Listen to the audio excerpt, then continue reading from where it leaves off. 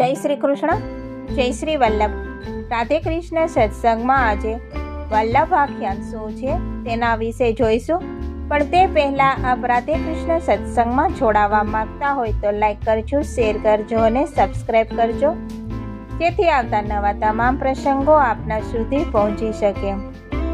વલ્લભ આખ્યાનમાં ગુરુની કૃપા, ભગવદીઓની કૃપા અને સાક્ષાત પ્રભુની કૃપા છે.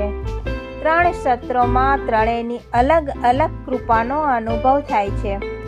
પહેલા સત્રમાં ભગવદીઓની કૃપા, બીજા સત્રમાં અને ત્રીજા સત્રમાં શ્રી ગુંસાઈજી અને વલ્લભની કૃપાથી શ્રીનાથજી બાવા વૈષ્ણવો ઉપર જરૂર કૃપા કરે છે. એટલા માટે જ આ વલ્લભ આખ્યાનનું રસપાન આપણે કરીએ છીએ. આ વલ્લભ આખ્યાનમાં કુલ 9 આખ્યાન છે. કોઈએ ગોપાલદાસજીને પૂછ્યું કે અમે તો અમારા પ્રભુને મળવા માગીએ છીએ, પણ એમને મળવાનો કોઈ મોકો મળતો નથી. પ્રભુ સુધી જવા માગીએ છીએ તો અમને મળવાનો મોકો કેમ મળતો નથી? ગોપાલદાસજી કહે છે કે હું તમને એવી સીડી આપું છું, જે સીડી મને મારા ગુરુએ આપી છે. એ સીડીનો આશ્રય કરશો તો જરૂર તમારા પ્રભુની પાસે પહોંચી જશો. આ સીડીમાં 9 પગથિયા છે. આ સીડી ચડતા જશો તેમ તેમ તમે પૃષ્ટિ પુરુષોત્તમની પાસે પહોંચતા જશો.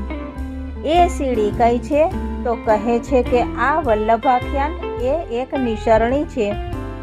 એ એક આખ્યાન પ્રભુ પાસે જવાના પગથિયા છે. જીવ પૂછે છે કે તમે અમને એ સીડી આપો છો. એનો અર્થ એ છે કે અમારા પ્રભુ ક્યાંક ઉપર રહે છે.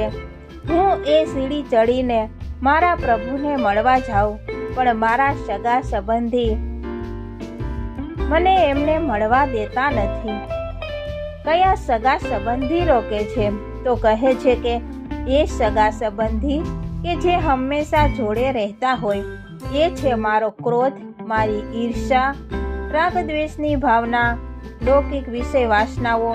આ બધા મને મારો હાથ ખેંચીને મારા પ્રભુથી દૂર કરી દે છે, તો હું પ્રભુની પાસે જઈ શકતો નથી.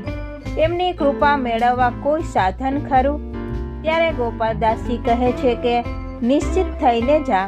આ 9 પગથિયાની સીડી તને તારા પ્રભુની પાસે લઈ જશે. આ સીડીની વિશેષતા એવી છે કે શ્રી મહાપ્રભુજીની દ્રઢ અનન્યતા રાખી આગળ વધજે અને વંદન કરજે કે વંદુ શ્રી વિઠ્ઠલવર સુંદર. જ્યાં વંદન કરીને આગળ વધીશ અને સીડીનું બીજું પગથિયું ચડીશ, બીજું આખ્યાન શરૂ કરીશ કે સ્વયં શ્રી મહાપ્રભુજી તારો હાથ પકડી તને લઈ જવા માટે આવશે. લક્ષ્મણ સૂત શ્રી વલ્લભરાયજી.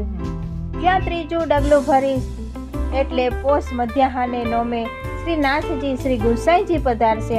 તારો એક હાથ શ્રી વલ્લભ પકડશે અને એક હાથ શ્રી વિઠ્ઠલ પકડશે અને તારા શ્રીનાથજી બાવા પાસે લઈ જશે. વલ્લભ આખ્યાન એ એક 9 સીડીઓ છે કે જે સીડી આપણે એકલા ચડતા નથી. શ્રી વલ્લભ અને શ્રી વિઠ્ઠલ, મહાપ્રભુજી અને ગુંસાઈજી બંને મળીને જીવને એના પ્રભુની પાસે લઈ જાય છે. આવી આ સીડીના અલગ અલગ આચાર્યોએ અલગ અલગ અર્થો કર્યા છે. આની અંદર નવધા ભક્તિ પણ છે. આપણને લાગે કે એક આખ્યાનમાં એક ભક્તિ હશે, પણ એવું નથી. એક આખ્યાનમાં 9 ભક્તિઓ છે, જેમાંથી એક ભક્તિ પ્રગટ છે અને બાકીની 8 ભક્તિ ગુપ્ત રીતે છે. આચાર્યોએ અલગ અલગ અર્થો પણ આપ્યા છે. નવધા ભક્તિમાં પહેલી ભક્તિ શ્રવણ ભક્તિ છે. શ્રવણ ક્યારે થાય? કે જ્યારે વંદન થાય. માટે પ્રથમ આખ્યાનમાં કહ્યું છે કે વંદુ શ્રી વિઠ્ઠલવર સુંદર નવઘન શ્યામ તમાલ. આ પહેલા આખ્યાનની શ્રવણ ભક્તિ છે. જ્યારે શ્રવણ કર્યું, વંદન કર્યા, ત્યારે ગુંસાઈજીની પાસે શું પૂછ્યું તે પ્રગટ્યાનું કારણ કહીએ કે પૃષ્ટિ સૃષ્ટિના પ્રગટ્યનું વર્ણન શ્રી ગુંસાઈજીએ કૃપા કરીને એની પાસે કરાવ્યું. બીજું આખ્યાન કઈ ભક્તિ? તો કીર્તન ભક્તિ માટે કહ્યું છે. યજ્ઞ પુરુષ હરિના શ્રુતિ ગુણ ગાયેજી. આ કીર્તન ભક્તિ છે.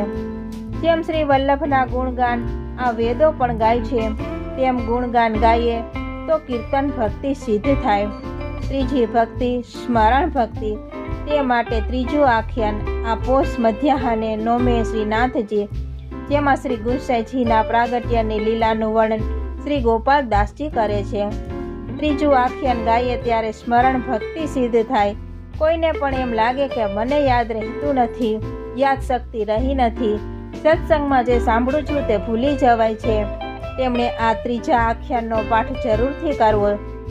ચોથું આખ્યાન પાદ સેવન ભક્તિ માટે કહ્યું, તે પદ વંદુ શ્રી વલ્લભ. પાંચમું આખ્યાન એટલે કે અર્ચન ભક્તિ, વદન સુધારસ જનશ્રુતિ પીધો. છઠ્ઠું આખ્યાન એટલે વંદન ભક્તિ, સગુણ સ્નેહી શામળાવાલા અહર્નિશ દર્શન આપોજી, પરમ સુખ દેવાને કાજે વ્રજમંડલ સ્થિર કરી સ્થાપોજી. સાતમું આખ્યાન એટલે દાસ્ય ભક્તિ, સેવા કોણ કરે? દાસ. જ્યારે દાસ થવાય ત્યારે સેવા થાય, આપ સેવા કરી શીખવે શ્રીહરિ. આઠમું આખ્યાન એટલે કે સખ્યા ભક્તિ, જેમાં સખીજનો પ્રભુ કેવી રીતે પ્રસન્ન કરે છે તેનું વર્ણન છે.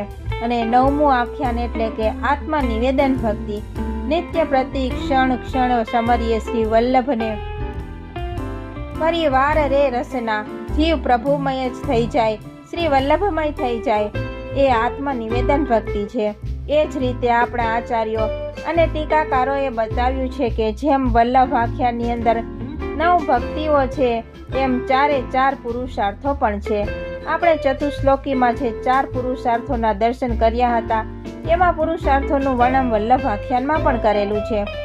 સૌથી પહેલો ધર્મ પુરુષાર્થ, વૈષ્ણવોનો ધર્મ પુરુષાર્થ શું છે? શ્રી ઠાકોરજીની સેવા કરવી એ જ ધર્મ, એ જ વસ્તુ 7મા આખ્યાનમાં કહી, આપ સેવા કરી શીખવે શ્રીહરિ. અર્થ પુરુષાર્થ એટલે શું? તો કે પ્રભુના દર્શન થાય. એ વૈષ્ણવોનો અર્થ માટે કહ્યું છે કે સગુણ સ્નેહી શામળા અહર્નિશ દર્શન આપોજી. કામ પુરુષાર્થ એટલે શું? કે પ્રભુના જ દર્શન થયા, એ દર્શન ફરીથી કરવાનું મન થાય ત્યારે માનવું કે કામ પુરુષાર્થ છે. સેવક જન દાસ તમારો એનો રૂપ વિયોગ નિવારો રે, આ છે કામ પુરુષાર્થ. અને મોક્ષ પુરુષાર્થ શું છે? તો કે બેવના ચરણ સ્મરણ કરી શ્રી વિઠ્ઠલ પદ રજ રતિ માગ્યા રે રસના, બસ એના જ ગુણગાન ગાતા રહીએ. અને એ ગુણગાન ગાતા ગાતા બીજો કોઈ વિચાર જ ના આવે, આવી અવસ્થા થઈ જાય ત્યારે માનવું કે આ મોક્ષ પુરુષાર્થ સિદ્ધ થયો છે. આમ 4 પુરુષાર્થની વાત આ વલ્લભ આખ્યાનના માધ્યમથી કરી છે. તો આ સાથે જ આપણે આજના સત્સંગને અહીં વિરામ આપીએ. ફરીથી મળીશું નવા સત્સંગ સાથે. જય શ્રી કૃષ્ણ, જય શ્રી વલ્લભ.